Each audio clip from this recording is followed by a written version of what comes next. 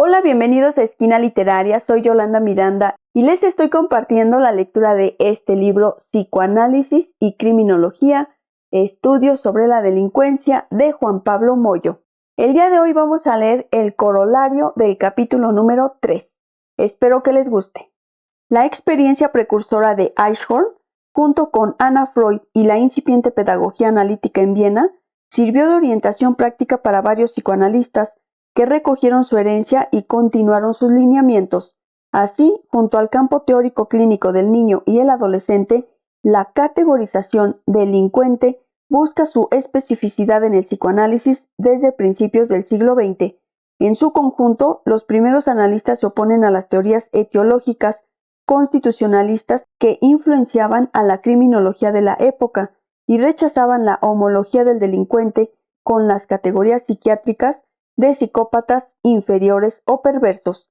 En efecto, siguiendo el espíritu de indagación de los autores aquí estudiados y enfatizando las coincidencias teórico-clínicas, se verifica que un acto delictivo o una conducta antisocial no constituye un diagnóstico, no vale por sí misma y se distingue de la mera impulsividad.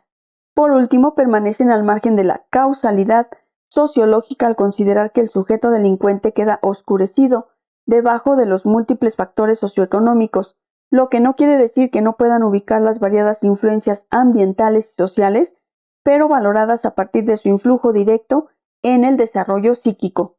Ahora bien, de modo esquemático, las primeras orientaciones psicoanalíticas concibieron al delincuente y la serie de actos delictivos en tres vías no divergentes. 1. De manera estructural y siguiendo a Freud, los primeros analistas ubican la malograda constitución subjetiva del delincuente a partir de la teoría edípica. En efecto, la formación o desarrollo del individuo delincuente está vinculada con ciertos aspectos deficitarios del complejo de Edipo que culminan en el fracaso de las identificaciones esenciales para la normatividad social, es decir, el delincuente testimonia un fracaso adaptativo debido a una falla de la norma edípica. En consecuencia, se establece una continuidad entre la neurosis y la delincuencia, partiendo de la idea de considerar al superyo heredero del complejo de Edipo, homólogo al ideal del yo y benéfico para las identificaciones normativas y por lo tanto opuesto a las tendencias delictivas y criminales. Freud parece avalar esta idea al referirse a la educación, la tradición y la conducta social en general, en oposición a la juventud desamparada. No obstante, en algunos autores la noción de superyo también es conceptualizada disociada del ideal, enfatizando su severidad y sus aspectos patógenos sobre la conducta asocial. En ambas variaciones, según Lagache, se trataría de los aspectos intrapersonales en oposición a los interpersonales del proceso criminológico. Ahora bien, la vara edípica permite conceptualizar a la delincuencia como efecto de un conflicto psíquico y formación sustitutiva. Por ejemplo, según alegorizan Alexander y Staub, el síntoma delictual neurótico representa simbólicamente unidos al criminal y a la justicia. 2. La segunda vía de indagación se desprende de la primera. Los actos delictivos son un producto del inconsciente y consiste en la distinción entre un síntoma delictual y un síntoma neurótico, obsesivo, histérico o fóbico. En este punto se especifican los síntomas delictivos a partir de su manifestación de manera aloplástica y como intento de resolver conflictos inconscientes en oposición al síntoma neurótico común y autoplástico que constituye una solución en sí misma. En efecto, el acto delictivo es teorizado como un sistema de expresión aloplástica, definido como la manifestación en acto de un conflicto inconsciente hacia el medio ambiente. Justamente las nociones de carácter y acting out extendidas al comportamiento del delincuente terminan siendo homologadas a la conducta aloplástica originada en el inconsciente, por ejemplo los caracteres inexpresivos de Bowlby. Así, el acto delictivo se presenta siempre como obstáculo transferencial, pero al mismo tiempo mantiene la estructura de un síntoma susceptible de ser descifrado e interpretado. Para Alexander y Hely, los conflictos y privaciones buscan una expresión realista en actos delictivos por carecer de tramitación por vía de la fantasía o el síntoma neurótico. Según la primera teoría de Peter Bloss, la conducta inadaptada en los adolescentes implica benéficamente un deliberado esfuerzo por detener la desintegración yoica, es decir, la actuación delictiva tiene una función reparatoria que desmiente las frustrantes limitaciones de la realidad, aunque en los casos más graves hay un detenimiento del proceso adolescente cuyo resultado es la delincuencia propiamente dicha. En el análisis del caso Frank se puede ubicar con claridad que Bloss descifra el acting out al considerarlo en un valor inconsciente y como sinónimo de síntoma. Lo mismo describe Lagache cuando sitúa el acto delictivo como manifestación del conflicto inconsciente en la realidad concreta de la acción. En consecuencia, con este paradigma edípico de aprender los fenómenos clínicos en ambas vías, la delincuencia es síntoma, pero se expresa de diferente modo, y entonces la técnica para pacificar la actuación es la misma empleada para el análisis de un sueño o el levantamiento de un síntoma, la rememoración verbalizada del trauma infantil. En definitiva, y absorbiendo la hipótesis anterior, la recurrencia temática delictiva, basada en la actuación de los propios conflictos hacia afuera, síntoma aloplástico, está presente en casi todas las descripciones realizadas hasta aquí, delincuentes, impostores o caracteres neuróticos, etc. Y por esto, el próximo capítulo consistirá en una profunda indagación sobre el problema de la acción en psicoanálisis. 3. La tercera vía plantea inicialmente una alternativa al complejo de Edipo al ubicar el elemento causal del comportamiento social en el vínculo primario de la relación madre e hijo. Esta conceptualización fundamentalmente reubica el lugar del ambiente originario del niño, vinculado a su futura disposición subjetiva. Las teorías de Bowlby y Winnicott, influidas por los aportes de Klein al psicoanálisis de niños, sustituyen la influencia del ambiente físico por la del ambiente de la relación afectiva. En consecuencia, los conflictos que pueden conducir a la delincuencia y a la tendencia antisocial sobrevienen a las separaciones tempranas y prolongadas, o de la deprivación del niño en relación con su madre. Asimismo, aunque con cierta distancia, en 1950 Lacan ubica las tendencias criminales en referencia a una noción de falta, más que por un desborde de líbido, y conectadas a una causalidad desde los automatismos de repetición. Tales ideas conforman una unidad conceptual que de alguna manera ya estaba expresada en la etiología del Verwahrlostung, teorizada por Einhorn. El niño abandonado o a la deriva actúa compulsivamente su relación antisocial con el medio ambiente que se transforma en el representante de sus autoridades ausentes. La tendencia antisocial, según Winnicott, la delincuencia latente, según Einhorn, o la formación caracterológica antisocial, según Friedlander, no constituyen una enfermedad ni determinan necesariamente una delincuencia en el adulto. Sin embargo, el desamparo originario pasa a ser interpretado en cada autor de modo diferente y con su terminología propia, desde las categorías constitutivas edípicas de la primera vía y absorbiendo la noción de síntoma aloplástico de la segunda vía, siendo finalmente la relación madre-niño un factor preedípico. Por otro lado, resulta necesario en este colorario reubicar la posición del psicoanálisis frente a la crítica de la criminología sociológica. De modo general, los primeros analistas que realizaron una práctica con jóvenes delincuentes fueron sensibles a la problemática social, pero evitaron plantearse con profundidad los aspectos jurídico-económicos y políticos de la delincuencia. En nuestros días es imposible considerar a la delincuencia sin la interpretación de la ley penal y sin hacer referencia a los factores que determinan los mecanismos de poder que la producen.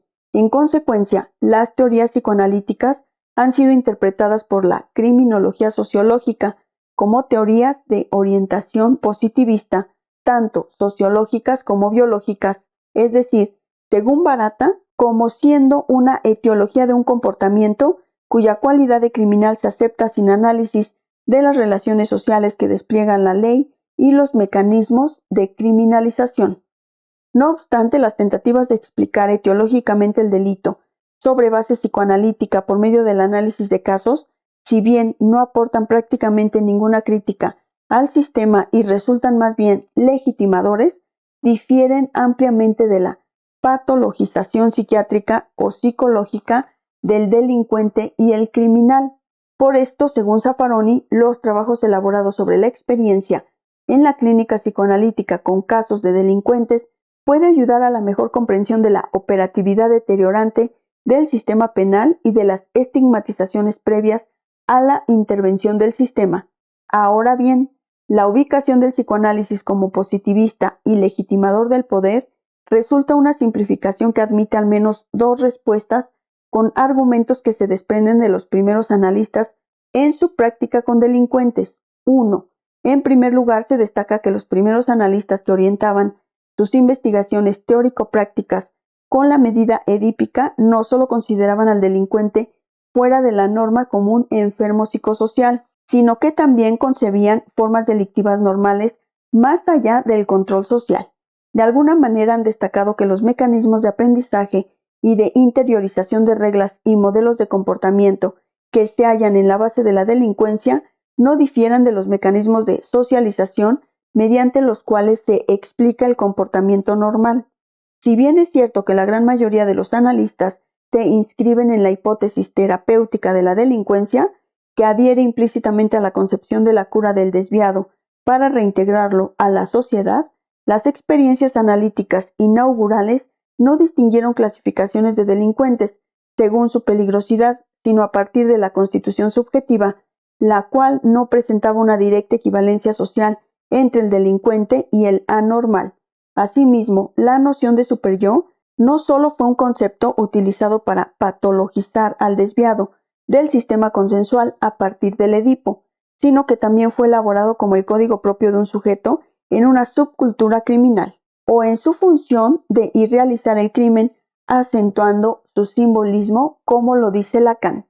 Ahora bien, no se pretende negar la existencia de una lectura positivista.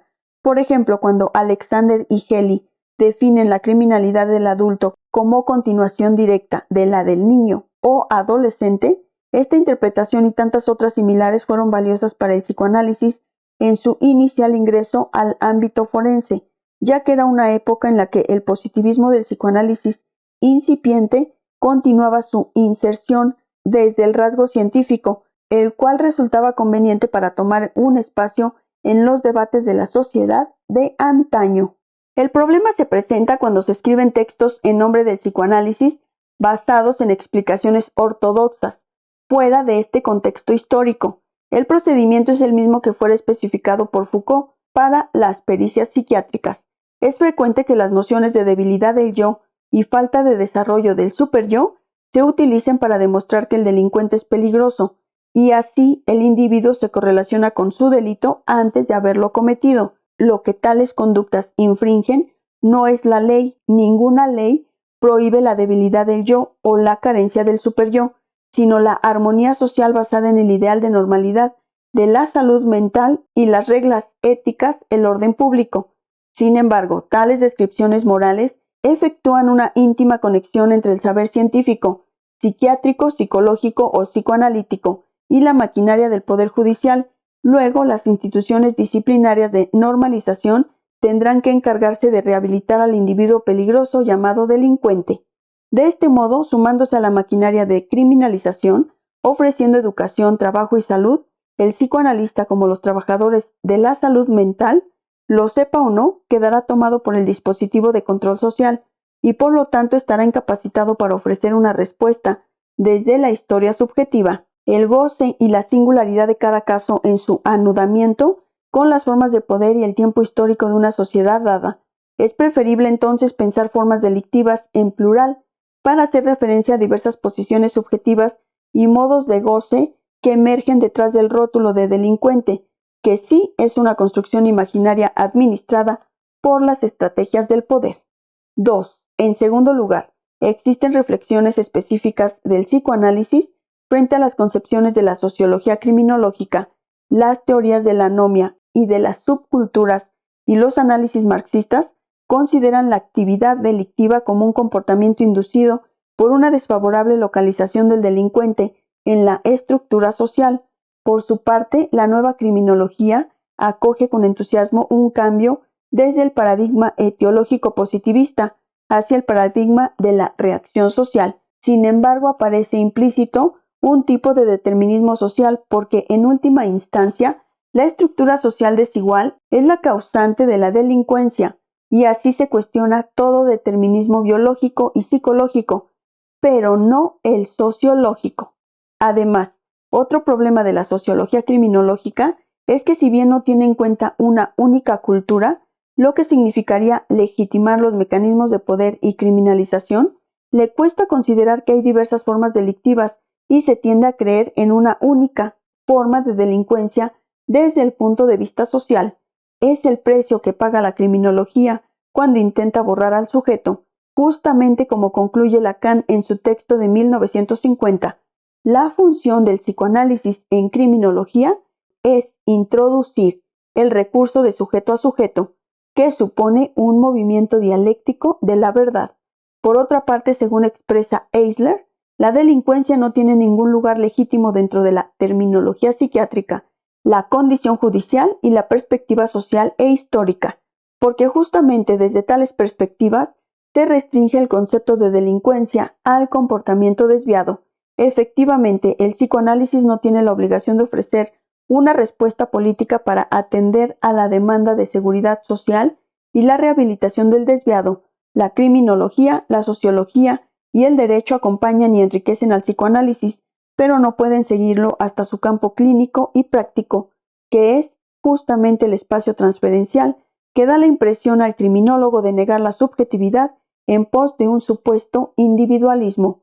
Si bien es cierto que la respuesta del psicoanalista a la delincuencia se da según cada caso, la criminología no puede comprender que la transferencia no rechaza el aspecto social del individuo. En una palabra, la transferencia en psicoanálisis supone que en cada caso está incluido el otro social, las relaciones de parentesco, la legalidad, la legitimidad cultural, etc. Indubitablemente, los analistas que se han estudiado en este apartado tienen en común que, de diferentes maneras, siempre han apostado inicialmente con un deseo decidido a la transferencia.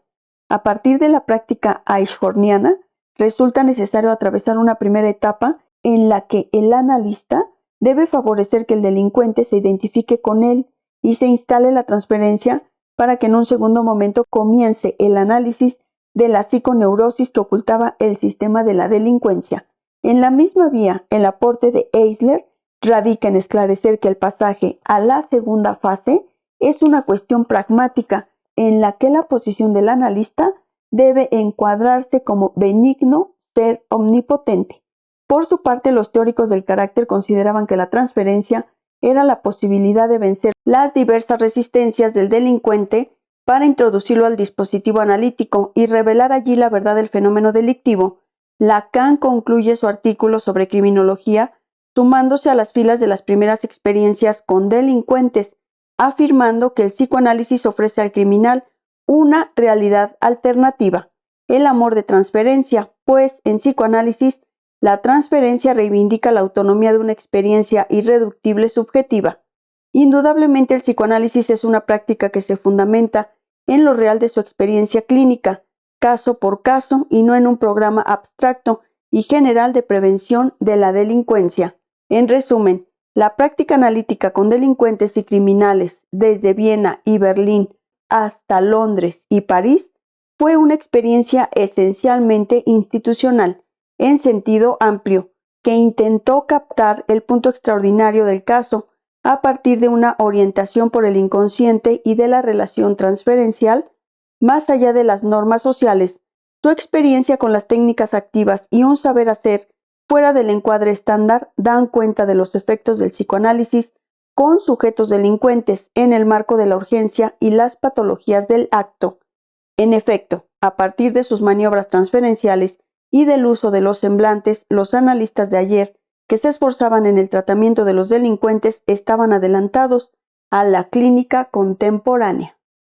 Este fue el último tema del capítulo número 3 de este libro Psicoanálisis y Criminología. Los espero en el próximo video. Vamos a iniciar la lectura del último capítulo de este libro, el capítulo número 4. Muchas gracias por escuchar.